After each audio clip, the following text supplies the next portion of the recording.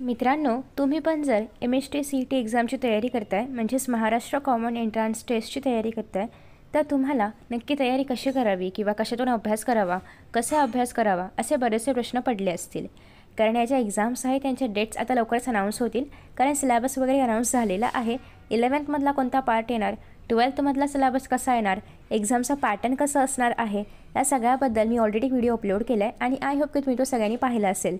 नसेल पाहिला तर प्लीज तो व्हिडिओ चेकआउट करा. मी त्याच्यामध्ये 11thच्या सिलेबसमधले सगळे चॅप्टर्स येत नाहीत, तर फक्त 10% ते 20% सिलेबस येतो. तो कोणता सिलेबस आहे किंवा कोणते चॅप्टर्स आहेत हे सगळं मी त्या व्हिडिओमध्ये एक्सप्लेन केले. सो फक्त तेवढाच अभ्यास तुम्हाला 11thचा करायचा आहे, पण 12thचा मात्र पूर्ण अभ्यास करावा लागतो. सो बेसिकली आपल्या आजच्या व्हिडिओचं टायटल आहे ते म्हणजे how I score 99.69 percentile in MST CET. तर बेसिकली आजच्या व्हिडिओमध्ये आपण फिजिक्स, केमिस्ट्री आणि बायोलॉजी म्हणजे जो आपला पेपर 2 आहे त्याच्याबद्दल आपण डिस्कशन करणार आहोत. इव्हन मी PCMची पण CET दिली होती, त्याच्यामध्ये मला 97.5 पर्सेंटाईल होते. ते जर तुम्हाला हवं असेल तर तुम्ही त्याच्याबद्दलही खाली कमेंट बॉक्समध्ये सांगू शकता, मी त्याच्यावरती व्हिडिओ अपलोड करेन. सो बेसिकली या चॅप्टरमध्ये आपण या व्हिडिओमध्ये काय काय पाहणार आहोत. एकतर how to study, what to study आणि सगळ्यात महत्त्वाचा प्रश्न म्हणजे बोर्ड्स पण आहेत आणि CET पण आहे, तर दोघांना बॅलन्स कसं करायचं, कोणते एक्स्ट्रा बुक्स वापरायचे आहेत का, एक्स्ट्रा रिसोर्सेस फॉलो करायचे आहेत का आणि माझे काय सिक्रेट्स आहेत का, तर हे सगळं आपण पाहूया. सगळ्यात पहिली गोष्ट म्हणजे व्हॉट टू स्टडी हे आपल्याला माहिती असलं पाहिजे. कारण आपल्याकडे अभ्यास करायला खूप सारे रिसोर्सेस आहेत, आपल्याकडे अख्खं इंटरनेटचं विश्व आहे, पण त्यातला काय अभ्यास करायचं किंवा नेमकी कुठली पुस्तकं वाचायची आहेत किंवा कशावरती पेपर विचारला जातो हे जर तुम्हाला कळलं तर नक्कीच तुम्हाला अभ्यास कसा करायचा हे आरामात कळेल. तर बेसिकली व्हॉट टू स्टडी, तुम्ही जर महाराष्ट्र बोर्डचं एक प्रकट आलं होतं MST CET एक्झामबद्दल, ते जर नीट वाचलं असेल तर तुम्हाला कळलं असेल की पूर्ण जो पेपर असतो CETचा हा कम्प्लीट महाराष्ट्र बोर्डचा जो काही सिलेबस आहे त्याच्यावरतीच बेस्ड असतो. याच्या बाहेरचा एकही प्रश्न तुम्हाला MST CETमध्ये विचारला जात नाही. हे त्यांनी क्लिअर केले त्याच्या त्या प्रकटनामध्ये, जे की मी ऑलरेडी व्हिडिओमध्ये अपलोड केले आणि त्याच व्हिडिओची लिंक तुम्हाला खाली कमेंट बॉक्समध्ये पिन केलेली पाहायला मिळते. म्हणजे याचा अर्थ काय, हे तर क्लिअर आहे की आपल्याला फक्त महाराष्ट्र बोर्डचा अभ्यास करायचा आहे, राईट. महाराष्ट्र बोर्डचं जे काय पुस्तक तुम्ही 12वीच्या बोर्डच्या एक्झामला फॉलो करताय सेम तेच पुस्तक तुम्हाला MST CETसाठी फॉलो करायचं आहे. फिजिक्स, केमिस्ट्री, बायोलॉजी आणि तुम्ही जर मॅथ्सची पण CET देत आहे तर मॅथ्ससाठी सुद्धा, कारण ह्याच्यामध्ये या पुस्तकाच्या पलीकडे काहीच विचारलं जाणार नाही. आता कधी काय होतं की तुम्ही याच्यासोबतच नीट किंवा JEEची पण तयारी करत असाल आणि तुम्हाला हे माहिती आहे की नीट आणि JEEवाले महाराष्ट्र बोर्डचा सिलेबस फॉलो करत नाहीत, त्यांचा NCERTचा सिलेबस वेगळा आहे. वेगळा म्हणजे खूप वेगळा आहे का, तर काही वेगळा नाही आहे. मी ऑलरेडी व्हिडिओ अपलोड केला आहे केमिस्ट्री आणि फिजिक्ससाठी, ज्याच्यामध्ये आपण आय थिंक बायोलॉजीसाठी पण अपलोड केला आहे, ज्याच्यामध्ये आपण कंपॅरिझन केलं होतं की असे कोणते चॅप्टर्स आहेत जे NCERTमध्ये आहेत आणि महाराष्ट्र बोर्डमध्ये पण आहेत. तर आपण पाहिलं होतं की ऑलमोस्ट 90 to 95% सिलेबस हा महाराष्ट्र बोर्ड आणि NCERTचा सिमिलर आहे. त्याच्यामुळे तुम्ही NCERT वाचलत काय किंवा महाराष्ट्र बोर्ड वाचलत काय, कॉन्सेप्ट्स सेम राहणार आहेत. पण तुम्हाला जर असं पाहिजे असेल की एकदम डिटो लाईन टू लाईन प्रश्न कुठून विचारले जातात तर ते ऑब्व्हियसली लँग्वेज किंवा त्या लाईन्स तुम्हाला महाराष्ट्र बोर्डमध्ये पाहायला मिळतील.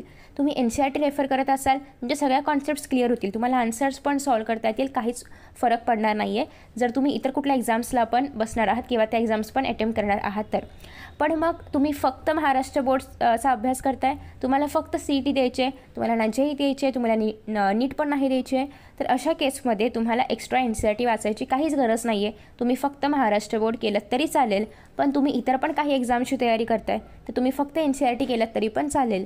फक्त एवढंच की MST CET एक्झामच्या आधी 1-2 ते 3 दिवस तुम्ही फक्त जे महाराष्ट्र बोर्डचं बुक आहे, बायोलॉजी असेल, केमिस्ट्री असेल, शक्यतो फिजिक्स आणि मॅथ्ससाठी हे नाही केलं तरी पण चालेल, पण बायोलॉजी आणि केमिस्ट्रीसाठी, ऑर्गॅनिक इनऑर्गॅनिकसाठी फक्त एकदा महाराष्ट्र बोर्डचं बुक वाचा. कारण क्वेश्चन्स फ्रेम किंवा सेंटेन्सेस जे आहेत ते तुम्हाला आहे असे पुस्तकामधलेच पाहायला मिळतील. महाराष्ट्र बोर्डच्या कॉन्सेप्ट्स तुमचे NCERTने क्लिअर होऊ शकतात, ठीक आहे. आणि जर तुम्ही इतर कोणत्याच एक्झाम देत नाहीत तर महाराष्ट्र बोर्ड बेस्ट आहे, फक्त एवढंच फॉलो करा. बोर्ड्सला पण सफिशियंट आहे आणि CETला पण मोर दॅन सफिशियंट आहे. सो तुम्हाला सोर्स कळला आहे, आपण फक्त महाराष्ट्र बोर्ड फॉलो करणार आहोत. बेसिकली मी NCERT आणि महाराष्ट्र बोर्ड दोन्ही फॉलो केलं होतं. सो माझ्याकडे दोघांच्या पण दोघांच्यामध्ये काय फरक आहे किंवा काय एक्स्ट्रा आहे हे सगळं काही आहे. महाराष्ट्र बोर्डमध्ये बरेचसे असे चॅप्टर्स आहेत. फॉर एक्झाम्पल 12थमधला कंट्रोल आणि कोऑर्डिनेशन चॅप्टर, त्याच्यामध्ये अगदी क्रेनियल नर्व्हबद्दल किंवा स्पायनल नर्व्हबद्दल खूप डिटेलमध्ये आहे. कितव्या नंबरचं क्रेनियल नर्व्हचं काय सिस्टम आहे किंवा ते मोटर आहे की ते कसं आहे. सो हे खूप जास्त डिटेलमध्ये आहे. एवढं तुम्हाला NCERTमध्ये नाही पाहायला मिळणार. सो या ज्या काही एक्स्ट्रा गोष्टी आहेत ज्या तुम्हाला फक्त महाराष्ट्र बोर्डमध्ये पाहायला मिळतात, ज्या एक्झामला येऊ शकतात कारण ते महाराष्ट्र बोर्डमध्ये आहे, मग अशा केसमध्ये तुम्हाला त्या एक्स्ट्रा गोष्टी महाराष्ट्र बोर्डच्या बुकमधून अभ्यासाव्याच लागतील. इव्हन तुम्ही वर्षभर NCERT अभ्यासलं तरीसुद्धा. ठीक आहे. एकदा प्लीज सिलेबस चेकआउट करा की नेमकं महाराष्ट्र बोर्डला 11थमधले कोणते चॅप्टर्स येणार आहेत. कारण JEE आणि नीटसाठी 11-12चा पूर्ण सिलेबस असतो, पण महाराष्ट्र बोर्डला असं नाही आहे. 11वीचा सिलेबस खूप कमी येतो, ऑलमोस्ट 20%च येतो आणि 80% सिलेबस हा पूर्ण 12वीचा असतो. मग आता हाऊ टू स्टडी. आता याच्यामध्ये 2 भाग पडतील की तुम्ही NCERT अभ्यासताय की तुम्ही फक्त महाराष्ट्र बोर्डचा अभ्यास करताय, किंवा कधी कधी आपण दोघांचा पण पॅरलली अभ्यास करू शकतो. सो बेसिकली आता मी या ठिकाणी 3 जे गट आहेत तर तिथे पाडणार आहे. सगळ्यात पहिल्यांदा तुम्ही NCERT अभ्यासताय. सो जर तुम्ही NCERT करत असाल तर जस्ट फोकस ऑन NCERT, कारण NCERTमधून तुम्ही कॉन्सेप्ट्स क्लिअर करू शकता. NCERTची लँग्वेज मे बी तुम्हाला थोडीशी डिफिकल्ट वाटू शकते जर तुम्ही 10थपर्यंत महाराष्ट्र बोर्ड फॉलो केलं असेल तर.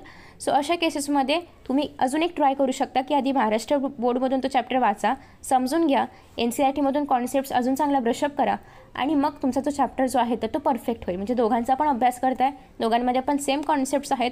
उलट महाराष्ट्र बोर्डमध्ये थोडे जास्त कॉन्सेप्ट्स आहेत ज्या तुम्हाला NCERTमध्ये नाही पाहायला मिळणार. सो बेस्ट आहे की आधी महाराष्ट्र बोर्ड रीड करा, वेळ असेल तर ऑफकोर्स, मग NCERT रीड करा आणि मग तुम्ही दोघांचं ॲनालिसिस पण करू शकता, किंवा ॲनालिसिस न करता फक्त रीड जरी करत गेला तरी पण इनफ आहे. आफ्टर दॅट नेक्स्ट आहे, तुम्ही जर फक्त महाराष्ट्र बोर्ड रीड करताय तर त्याच्यामध्ये बरेचसे असे बॉक्सेस पण आहेत, लाईक डू यू नो वगैरे, ब्रेन यूज युअर ब्रेनसारखे बरेचसे बॉक्सेस असतात. तर ते पण अजिबात स्किप करू नका, तेही तुम्हाला करायचं आहे.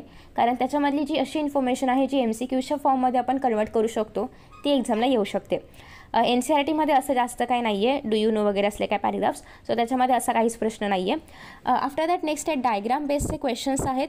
तर ते थोडेसे डायग्राम्स जे आहेत ते तुम्हाला अगेन महाराष्ट्र बोर्डमध्ये जास्त पाहायला मिळतील.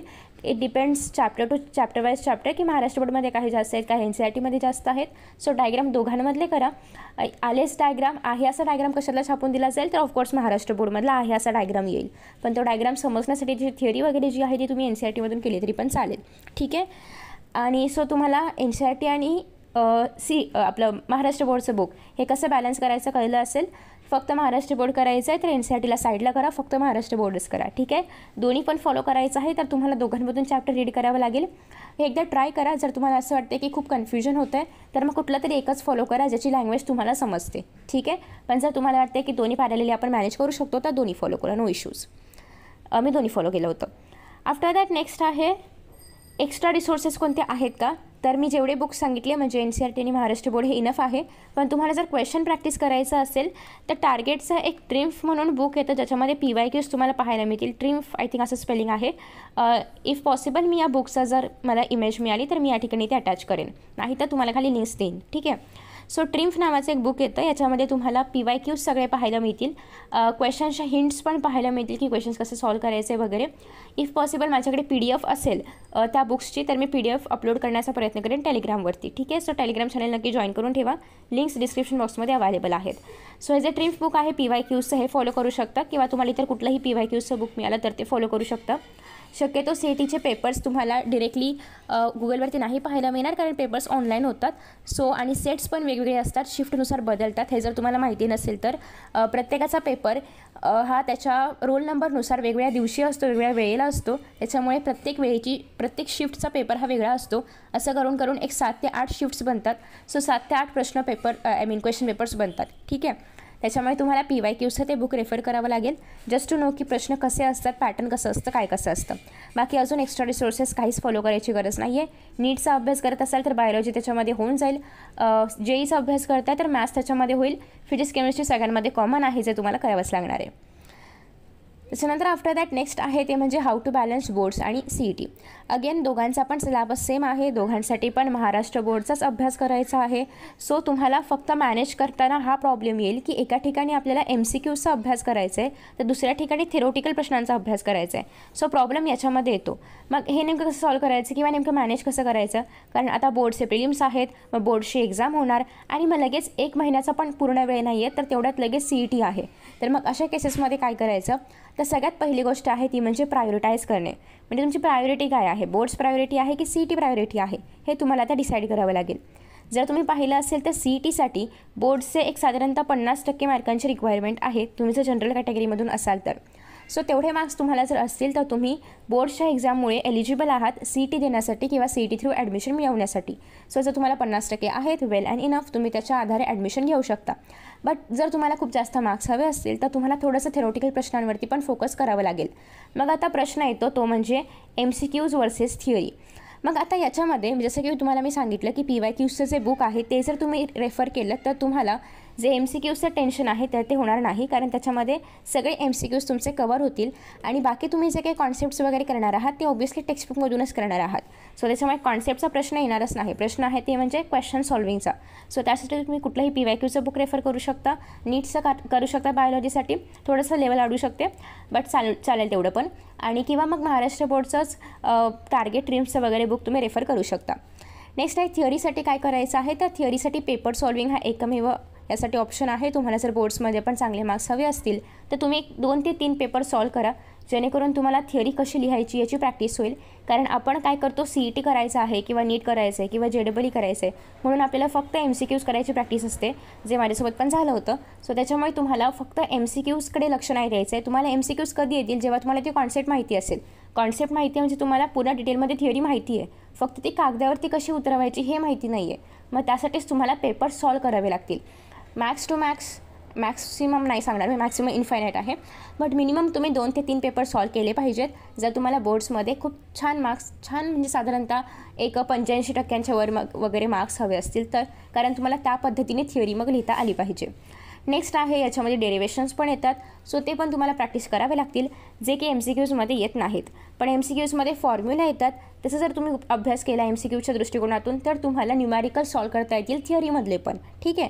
सो तुम्ही जर पाहिलं तर हे दोघं अजिबात वेगळे नाही आहेत. सो यांना वेगळं करायची गरजच नाही आहे. या दोघांचा अभ्यास एकच आहे. तुम्हाला MCQs तेव्हाच येतील जेव्हा तुमची कॉन्सेप्ट क्लिअर आहे. तुमची कॉन्सेप्ट तेव्हाच क्लिअर आहे जेव्हा तुम्हाला थिअरी माहिती आहे. आता तुम्हाला फक्त ती थिअरी पेपरवरती उतरवायची आहे आणि MCQsमध्ये तुम्हाला फक्त जी थिअरी माहिती आहे त्याचा यूज करून, ते अप्लाय करून फक्त MCQsमध्ये आन्सर फाइंड आउट करायचे फास्ट आणि पटकन टिकमार्क करायचं आहे.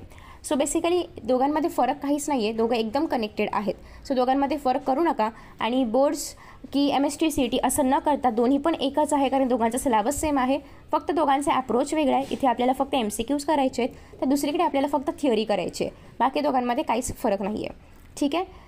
आफ्टर दॅट नेक्स्ट आहे ते म्हणजे हाऊ टू प्रॅक्टिस. आता प्रॅक्टिस कशी करायची, अगेन मी सांगितल्याप्रमाणे की तुम्ही MCQsची जी प्रॅक्टिस आहे त्यासाठी कुठलेही PYQचं बुक घेऊ शकता आणि जी थिअरीची प्रॅक्टिस आहे यासाठी मात्र तुम्हाला पेपर सॉल्व करावे लागतील. इथे तुम्हाला वेळ जास्त असणार आहे, पण इथे तुम्हाला तोच वेळ कमी पडेल, कारण MCQsमध्ये तुम्हाला फास्ट MCQ सॉल्व करायचे आहेत. साधारणतः तुमच्याकडे 200 प्रश्न इथे असतात. मॅथ्स असेल तर 50 प्रश्न, बायोलॉजी असेल तर 100 प्रश्न आणि फिजिक्स केमिस्ट्री मिळून 100 प्रश्न. सो हा पूर्ण पेपर पॅटर्न मी एक्सप्लेन केला आहे, सो प्लीज तो व्हिडिओ नक्की चेकआउट करा. सो तुम्हाला 200 प्रश्न 3 तासांमध्ये सॉल्व करायचे आहेत आणि या ठिकाणी तुम्हाला माहिती आहे साधारणतः एक लईतले 15-16 प्रश्न वगैरे असतील सगळे मिळून, तर तेवढेच तुम्हाला फक्त 3 तासामध्ये सॉल्व करायचे आहेत, पण हे थेरोटिकल आहेत. सो इथे तुम्हाला टाईमचा तितकासा इश्यू येणार नाही, बट या ठिकाणी तुम्हाला टाईमचा इश्यू आहे, त्याच्यामुळे तुम्हाला कमी टाईममध्ये जास्तीत जास्त MCQची प्रॅक्टिस करावी लागेल आणि या ठिकाणी गिवन टाईममध्ये जास्तीत जास्त ॲक्युरेट थिअरी लिहिण्याची प्रॅक्टिस करावी लागेल. Next as you all know की तुम्हाला इथे निगेटिव्ह मार्किंग नाही आहे, ज्याप्रमाणे नीट आणि JEE असतं. त्याच्यामुळे जेव्हा पण तुम्ही पेपर देणार आहात तेव्हा ऑल क्वेश्चन्स अटेम्प्ट करण्याचा प्रयत्न करा. कुठलाही क्वेश्चन स्किप करू नका, कारण कुठल्याही प्रकारचं निगेटिव्ह मार्किंग नाही आहे. सो इवन तुमचं आन्सर जरी चुकलं तरी पण कुठलाही मार्क जाणार नाही आहे, त्याच्यामुळे सगळे क्वेश्चन्स अटेम्प्ट करा. दुसरी गोष्ट, एक चूक बऱ्याचदा होते की तुम्हाला सगळ्यात पहिल्यांदा फिजिक्स केमिस्ट्रीचा पेपर पाहायला मिळतो पहिल्या 1.5 आवर्ससाठी आणि मग तुम्हाला 1.5 आवर्ससाठी म्हणजेच 90 मिनिटांसाठी, उरलेल्या 90 मिनिटांसाठी बायोलॉजीचा पेपर पाहायला मिळतो. सो पहिल्या 1.5 तासामध्ये तुम्हाला फक्त फिजिक्स केमिस्ट्रीच सॉल्व करायचं आहे, कारण एकदा का हा 1.5 तास संपला की हा पेपर निघून जातो. परत तुम्ही तो पेपर कधीच पाहू शकत नाही आहे. तुम्हाला अजून एक्स्ट्रा क्वेश्चन्स पण नाही सॉल्व करता येणार, काय सॉल्व केलं ते पाहता पण येणार नाही. तो पेपर अजिबात दिसतच नाही, म्हणजे निघूनच जातो तो तुमच्या स्क्रीनवरून. ठीक आहे, मग तुम्हाला आता उरलेल्या 1.5 तासामध्ये फक्त बायोलॉजी सॉल्व करायचं असतं. म्हणजे बायोलॉजी तुमचं लवकर होऊ शकतं, पण फिजिक्स केमिस्ट्रीला वेळ लागतो, पण तरीही तुम्हाला त्या ठिकाणी ते 1.5 तासामध्ये सॉल्व करायचं आहे. म्हणजे तुमचं या ठिकाणी स्पीड खूप जास्त असलं पाहिजे. सो तुम्हाला त्यासाठी फिजिक्स केमिस्ट्रीचे जे काही क्वेश्चन्स आहेत ते जितक्या लवकर सॉल्व करता येतील तेवढं ट्राय करायचं आहे. ऑब्व्हियसली बायोलॉजीसाठी पण बायोलॉजीला साधारणतः वेळ पुरतो, कारण सगळे क्वेश्चन्स हे थेरोटिकल असतात. जर आपल्याला थिअरी माहिती आहे तर टिक मार्क करायचं, नाहीतर नाही, किंवा तुम्ही कुठल्याही एखाद्या आसपासच्या उत्तराला टिक मार्क करू शकता. पण असं आपण फिजिक्स आणि केमिस्ट्रीमध्ये नाही करू शकत, कारण त्या ठिकाणी तुम्हाला सॉल्व करायचं आहे ॲक्च्युअल, आणि मग जे काही आन्सर येईल ते करायचं आहे. अर्थात काही क्वेश्चन्स थेरोटिकल पण असतात, पण त्याच्यामध्ये थोडंसं लॉजिक तुम्हाला वापरावं लागतं, त्यासाठी पण वेळ लागतो. सो बट काही पण करून तुम्हाला हे लक्षात ठेवायचं आहे की हा पेपर 1.5 तासांच्या आतच सॉल्व करायचा आहे फिजिक्स केमिस्ट्रीचा, कारण परत तो पेपर पाहायलाच मिळत नाही. सो या केसेसमध्ये ट्राय करा की तुम्ही केमिस्ट्रीला थोडासा कमी वेळ आणि फिजिक्सला जास्त वेळ देऊ शकाल, किंवा आधी सगळे तुम्ही थेरोटिकल क्वेश्चन सॉल्व करा. व्हॉट आय फॉलोड वॉज की आधी सगळे मी फिजिक्स केमिस्ट्रीचे थेरोटिकल क्वेश्चन सॉल्व केले होते. क्वेश्चन्स नेक्स्ट करत जातो ना आपण, तर त्या पद्धतीने थेरोटिकल क्वेश्चन दिसला की तो सॉल्व केला. न्यूमॅरिकल असेल, पटकन होतो आहे असं वाटलं की सॉल्व करायचं, नाही तर त्याला तसंच ठेवायचं, अनअटेम्प्टेड ठेवायचं. असं करत करत सगळे आधी थेरोटिकल क्वेश्चन्स अटेम्प्ट केले होते साधारणतः पहिल्या अर्ध्या तासामध्ये वगैरे. आणि नेक्स्ट आपल्याकडे जो काय 1 तासांचा वेळ उरलेला आहे त्याच्यामध्ये मग सगळे जे काही क्वेश्चन्स आहेत जे की खूप जास्त इंटेन्स न्यूमॅरिकलवाले आहेत, खूप मोठं न्यूमॅरिकल, लॉगचं कॅल्क्युलेशन वगैरे असे आहेत, असे क्वेश्चन्स आपण बाजूला ठेवायचे, जे की आपण अजून नेक्स्ट 3rd राऊंडमध्ये वगैरे सॉल्व करू, असं तुम्हाला करायचं आहे. सो पहिल्या राऊंडमध्ये थेरोटिकल आणि जे इझिली एक फॉर्म्युला वापरून वगैरे सॉल्व होतात असे, दुसऱ्या टप्प्यामध्ये थोडेसे त्याच्यावरच्या लेवलचे क्वेश्चन्स, आणि तिसऱ्या टप्प्यामध्ये एकदम हाय क्वेश्चन्स की ज्याच्यामध्ये खूप जास्त लॉगचा वगैरे यूज होतो आहे.